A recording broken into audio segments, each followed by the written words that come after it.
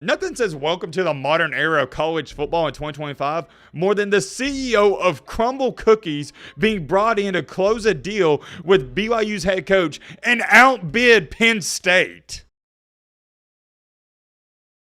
Ladies and gentlemen, boys and girls, hope all of you having a great Wednesday. Hope all of you having a great week. If not, hope this video can make it a little bit better. And man, oh man, I hope you're ready for some drama in college football talk because we got plenty of it. And we're going to have plenty of it throughout the remainder of the day. We're uploading bare minimum 3 to 4 videos, so be on the lookout for that. There's so much going on, and I'm trying my absolute best to cover it all, but it seems like every single time I want to cover one topic, another thing pops up. I love it. I really do. It's that time of the year where it feels like we have an endless amount of content. Let me throw this in there before we go any farther and before I forget, because everybody and their mom has been asking me, Matt, when's the preview for Alabama, Georgia? Part 2, when's the preview for Indiana, Ohio State? I planned on doing it today, which is Wednesday, but with all the news going on and all the stories we had to cover, it is more likely going to get pushed back until Thursday, which is tomorrow. I may be able to post one of those tonight, but the way it's looking, not going to happen. And I am so excited to get into those prediction videos. You have no idea. Hold on. I've been doing all this jibber jabbering, and I haven't even told you guys what we're going to be discussing in this video. My apologies. Our main topic is this right here. Shaking my head.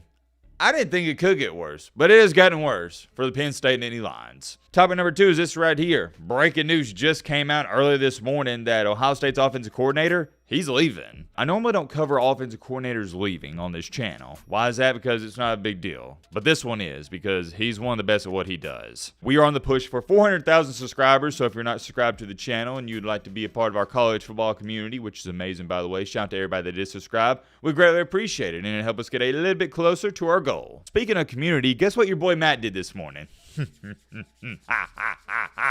I set up the community tab on our YouTube channel. Yes, that's right. You heard me correctly. We have our own YouTube community tab where you guys, yes, I'm talking to you, Timothy and Bobby, you can post on it. Why did I do this? Very simple reason for this comment right here. And I asked you guys in yesterday's videos, or one of the videos, if you wanted to see us have a community tab, and everybody said yes. So here we are. As y'all know, I'm a fan of the people, and I want to get the people what they want. It's as simple as that. I heard all of you. You said, Matt, make a community tab. I went to work.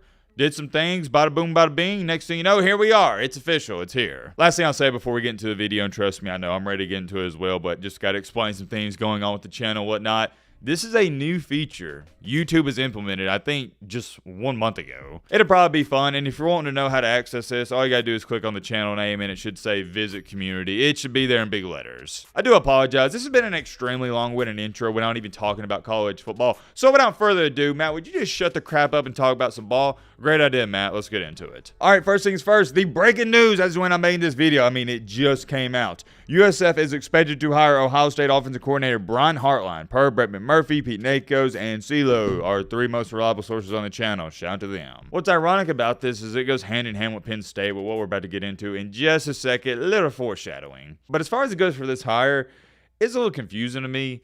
And I don't mean this in a disrespectful way to South Florida or anything like that, but I felt like Brian Hartline could have got a better job. Am I the only one that's under that perception? I even thought the Kentucky job was too whack of a job for him. I thought he could do way better than that too. And look, Brad and Chad, I get it. It's a big jump from being the offensive coordinator, even at the big bro Ohio State, going to Kentucky USF as a head coach. But still, I mean, he's one of the best in the game. Heck of a recruiter, and everything I've seen about him up until this point, I have no reason to believe he's not going to be successful, and it's not going to work out at USF. Heck, you could argue and say it may be better than when they had Golish there. Am I jumping the gun a little too early here? Maybe I am, but I'm just a big Brian Hartline fan. I just don't think your casual fan understands how good Brian Hartline is at his job, or was at his job at Ohio State. Everybody now knows him, and you see him in this graphic here listed as offensive coordinator. No.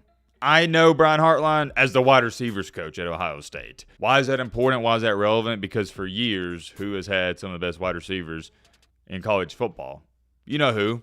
Ohio State. And there is 2 sides of it, because what's the rebuttal going to be in the comment section from all the Timothys and Bobbies? Whoa, Matt, that's not because Brian Hartline's a good wide receivers coach. That's because they're getting 4- and 5-star recruits, so it's easier to coach 4- and 5-star recruits. Dude, calm down. I get it. Yes, you're right. But I think 2 things can be true. 1, Ohio State gets some of the best wide receiver recruits in the nation. 2, Brian Hartline is exceptional. He's not good, he's not great. He's exceptional at developing them. It's not even like they've had 1 good or great wide receiver every year. They got 2 to 3 on every single team. every single year. It's unreal. And now you're sending this, what I'm going to label as offensive-minded guy, to South Florida. GG for everyone around there. Why is that important? Why is that relevant? Well, you know where all the 4- and 5-star recruits are, right? You know where they're located?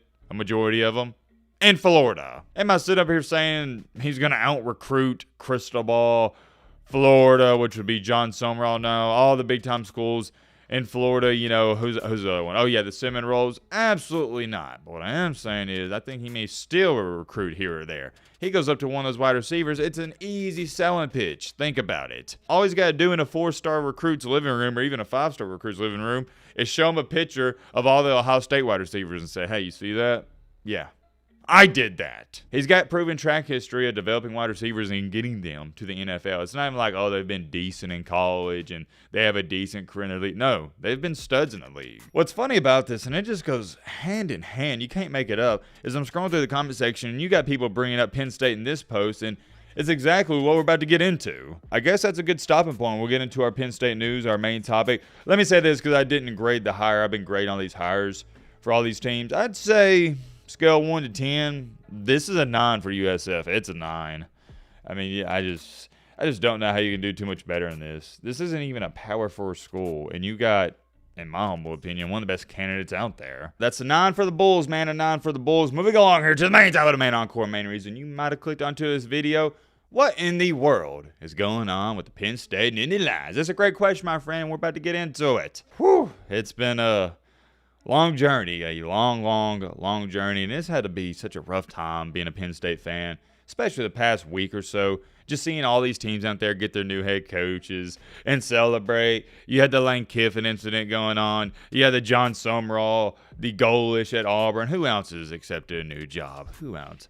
You got Hartline going to USF. You got, was it Matt Steen from Oregon? He's going to Kentucky. Everybody's getting a new head coach, but your former head coach, James Franklin, goes to Virginia Tech, and I'm sure there's some others I'm missing. And outside of coaches taking a new job, some of the guys that were on your radar, like a Sonetti, signed an extension. Matt Rule, I believe, didn't he sign an extension? But that's not good news for Nebraska. And then you had, Eli Drinkowitz from Missouri. He signed an extension. In other terms, meaning you're not getting any of those guys either. In other terms, to dumb this down if you don't know what I'm saying, it's been looking really, and I mean really bleak, for the Nittany Lions. There's not even a beacon of hope at this point. I don't even know who you turn to. That was what I was thinking up until yesterday when the news and reports were coming out that Sataki, yes, the head coach at BYU, the BYU shout to them, he emerged as a front runner for the job, and Penn State was going to be targeting him. Or my apologies, that report, it came out 2 days ago, and you're looking at it right here. I remember talking about that, and what did I say in that video? I have a hard time believing that Kalani Sitake is going to be leaving the BYUs. You probably know where I'm going with this. Kalani Sitake was the only glimmer of hope. He is who Penn State was banking on, and he just told them no. I know, right, under L for Penn State, what's new, but here's what's really interesting. Crumbl Cookies is the main reason Sataki is staying at BYU. Let me say it one more time. No, your ears didn't deceive you. Crumbl Cookies. You can't make this up.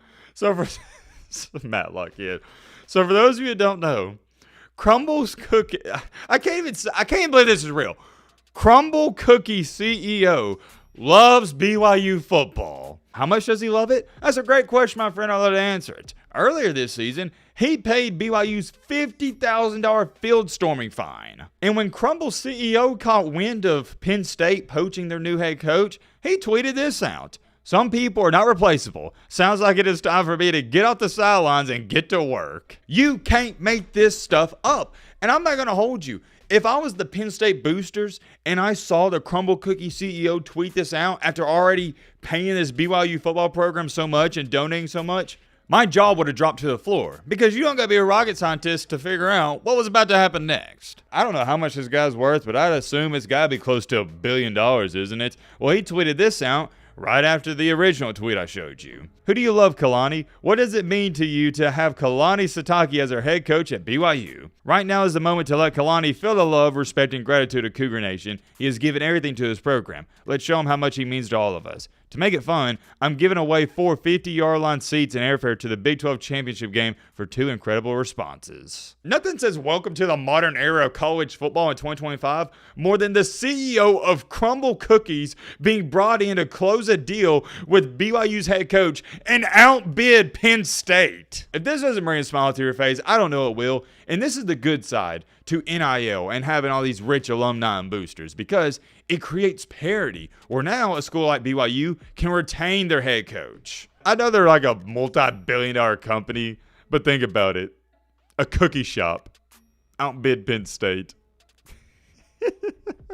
That is the best thing I've seen in quite some time. Locking in here, though, on a serious note, Penn State still doesn't have a head coach, and it doesn't look like they're getting one anytime soon. And I don't even know who they'd go after. I don't know, man. I don't know. But here's what I do know. I'll keep you guys updated. Let me know your thoughts down below. But